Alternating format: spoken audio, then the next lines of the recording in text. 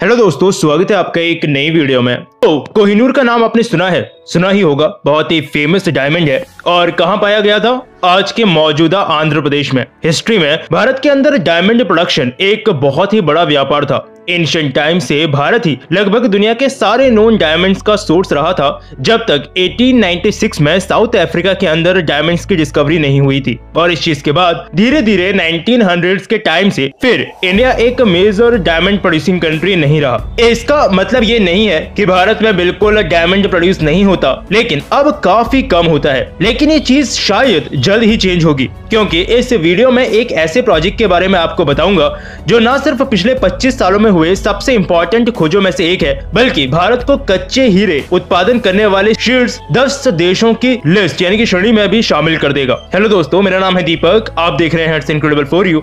तो आइए शुरू करते हैं।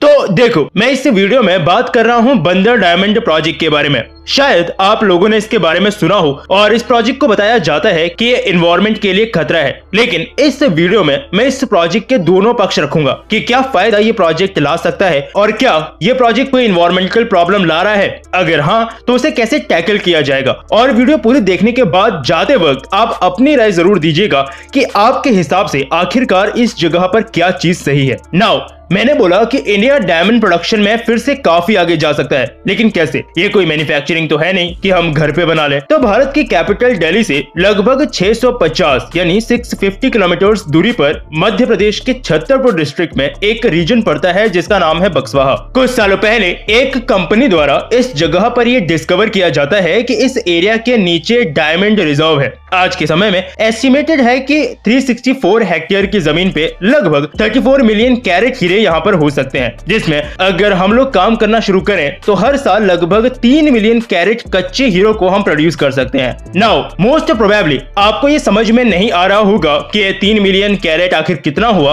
आप लोग आसान सी भाषा में ये समझ लो कि ये इतना अमाउंट है कि इंडिया धीरे धीरे ही सही डायमंड प्रोडक्शन में फिर से एक बार अपनी डोमिनेंस दुनिया को दिखा सकता है। पिछले करीबन 50 सालों से भी ज्यादा सालों में हुए भारत की ये पहली डायमंड की खोज है और साथ ही पिछले 25 सालों में हुई सबसे इंपॉर्टेंट खोजों में से भी एक है, जिस वजह से 2019 में स्टेट गवर्नमेंट ने इस माइनिंग के लिए टेंडर्स भी जारी किए थे, लेकिन इसके खिलाफ प्रोटेस्ट हुआ। क्यों? इसको समझने में मजा आएगा। मैं आगे इसको बहुत अच्छे से कवर करूंगा, क्योंकि ये तो आप जान गए कि इंडिया में ये डिस्कवरी काफी बड़ी है, लेकिन एनवायरनमेंट और वाइल्ड लाइफ कितना इफेक्ट होगा इससे, और अगर इफेक्ट होगा तो आखिर क्या किया जाएगा इसके लिए, उसके बारे में भी डिटेल में आपको बताऊंगा। लेकिन अभी अगर मैं प्रोजेक्ट को ही कंटिन्यू करूं तो ये माइन एशिया में सबसे बड़ी डायमंड प्रोड्यूसिंग माइन उभर करके निकलेगी और दुनिया भर में सबसे बड़ी 15 डायमंड प्रोड्यूसिंग माइंस में से एक होगी, जिसका कॉन्ट्रैक्ट इस वक्त एसएल माइनिंग को दिया गया है। अगर हम लोग डायमंड प्रोड्यूस कर पाए तो हमारे आत्मनिर्भर भारत की तरफ भी ये एक अच्छा स्टेप होगा, क्योंकि हमारा डायमंड इंपोर्ट बाहर से कम होगा। भारत दुनिया के 10 सबसे ज्यादा डायमंड प्रोड्यूसिंग कंट्रीज की लिस्ट में जाकर के शामिल होगा। लेकिन मेन चीज, चलो ये मान लिया कि देश में डायमंड प्रोडक्शन बढ़ेगा, इकोनॉमिक बेनिफिट हमें देखने को मिलेगा, क्योंकि प्रोजेक्ट का कॉस्ट 55,000 करोड़ रुपए आका गया है, जहां पर गवर्नमेंट को 28,000 करोड़ रुपए मिलने वाले हैं रेवेन्यू शेयर, रॉयल्टी, टैक्सेस, इन सब के फॉर्म में, जो गवर्नमेंट देश पे ही वापस इन्वेस्ट करेगी। लेकिन लोगों को डायरेक्ट क्या फायदा मिलेगा? एक्चुअली बक्सवाहा जिस जगह पर ये प्रोजेक्ट है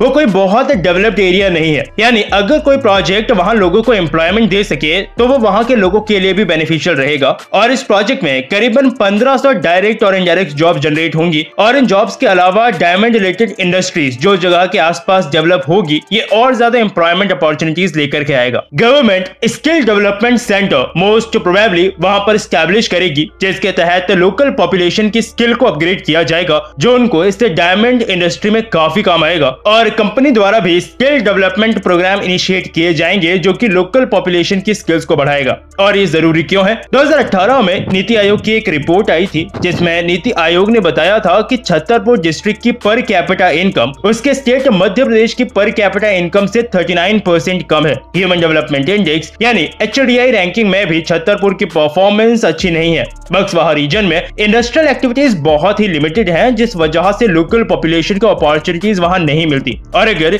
ये प्रोजेक्ट वहां आता है तो एम्प्लॉयमेंट अपॉर्चुनिटीज तो लोकल पॉपुलेशन के लिए लेकर के आएगा ही, साथ ही ओवरऑल डेवलपमेंट में भी मदद करेगा ये प्रोजेक्ट उस जगह की, जैसे कि सोशल इंफ्रास्ट्रक्चर, जैसे रोड, हेल्थ, एजुकेशन, इनको भी इंप्रूव करेगा। नाउ अभी शायद आपको थोड़ा बहुत समझ में आ गया होगा कि ये प्रोजेक्ट क्या है, लेकिन अब इस प्रोजेक्ट की सबसे बड़ी प्रॉब्लम एनवायरमेंटल प्रॉब्लम। मैंने शुरुआत में कहा था कि मैं प्रोजेक्ट के दोनों हिस्सों को कवर करूंगा। बक्सवाहा रीजन में जिस जगह पर ये प्रोजेक्ट है वो काफी हरा भरा एरिया है। बक्सवाहा जंगल है, वहां पे तो काफी पेड़ है, अच्छी खासी वाइल्ड लाइफ है। तो इस प्रोजेक्ट का उन पे किस तरह से इफेक्ट होगा, इसको मैं आपको शुरुआत से बताता हूँ। शुरुआत में जब इस माइनिंग एरिया की बात हुई थी तो ये था टोटल 954 हेक्टेयर। बहुत बड़ा एरिया है और इतना बड़ा एरिया शायद काफी एनवायरमेंटल प्रॉब्लम्स भी लेकर के आता, इसलिए सबसे पहले तो इसे कम किया गया। आज के समय में ये 954 की जगह 364 हेक्टेयर एरिया है, यानी लगभग 60% एरिया इस प्रोजेक्ट के अंदर कम कर दिया गया है। दूसरा, ये जो टोटल एरिया आ रहा है ना, ये इतना है कि अगर ट्रीज यानी कि पेड़ों के हिसाब से इसे देखा जाए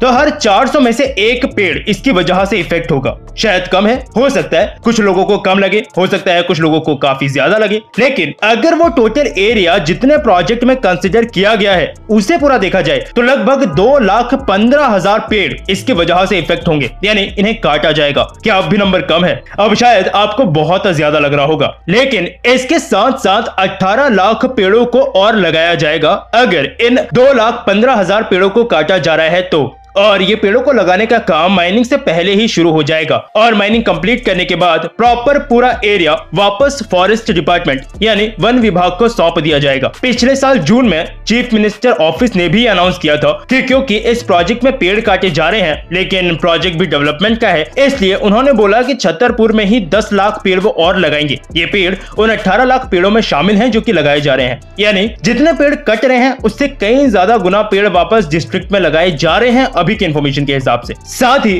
प्रोजेक्ट को साइंटिफिक और सस्टेनेबल माइनिंग प्रैक्टिसेस को यूज करके वो कंप्लीट करेंगे, यानी प्रॉपर अच्छे से टेक्नोलॉजी का यूज होगा इसमें और रूल्स रेगुलेशंस के साथ एनवायरमेंट और लोकल कम्युनिटीज को प्रोटेक्ट करते हुए प्रोजेक्ट को कंप्लीट किया जाएगा। तो ये तो खैर ये बात हुई कि पेड़ कट रहे हैं, तो ठीक है, एसएल माइनिंग बोल रही है कि काफी ज्यादा मात्रा में पेड़ वापस लगाए जाएंगे, लोकल डेवलपमेंट लेकर के आएगा प्रोजेक्ट, इंडिया को डायमंड इंडस्ट्री में आगे लेकर के जाएगा। लेकिन वाटर का क्या? जी हाँ, वाटर मतलब पानी।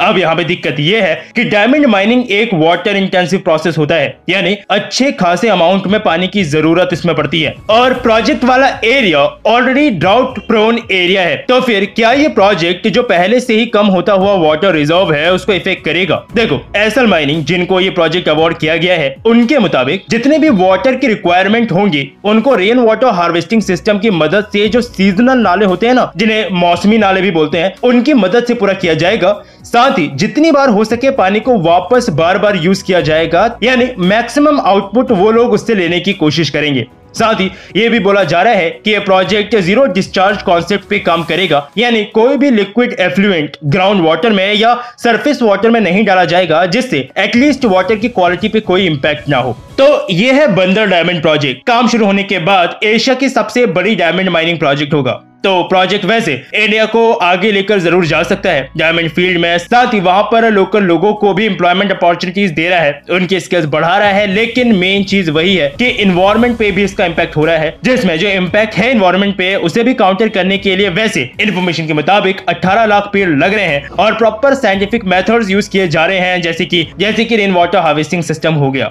बाकी आप इस प्रोजेक्ट के बारे में क्या सोचते हो? जैसा मैंने कहा था, मैंने दोनों पक्ष आप लोगों के सामने रखे हैं। जैसा प्रोजेक्ट था मैंने आपको बताया है। आप लोगों को क्या लगता है कि क्या इंडिया को ये प्रोजेक्ट पे सीरियसली काम करना चाहिए क्योंकि हमारे लिए अच्छी अपॉर्चुनिटी है, या फिर क्योंकि पेड़ कट रहे हैं जिसमें सरकार ने इन्वायरमेंट, इकोसिस्टम और बाकी चीजों की स्टडी की है और इसके लिए मिटिगेशन और सुरक्षा के प्रावधान उसमें कगार किए गए हैं, जिसमें सारी चीजें हैं जैसे कि 18 लाख पेड़ लगाने हो गए, या फिर इकोनॉमी हो गया, या जो जॉब्स जनरेट हो रही हैं वो हो गया। लेकिन ये सब एक तरफ, क्योंकि इस प्रोजेक्ट में इन्वायरमेंट शामिल है, बक्सवाहा का वो फॉरेस्ट शामिल है, इंडिया को ये प्रोजेक्ट कंसीडर नहीं करना चाहिए। आप लोगों को क्या लगता है? आपके हिसाब से क्या सही है? आपके राय मैं जरूर जानना चाहूंगा, मुझे नीचे कमेंट सेक्शन में जरूर बताइएगा। तो बस अभी के लिए इस वीडियो में इतना ही, फिर मिलूंगा आपसे एक और नए इंटरेस्टिंग टॉपिक की एक नई वीडियो के साथ। तब तक के लिए अलविदा।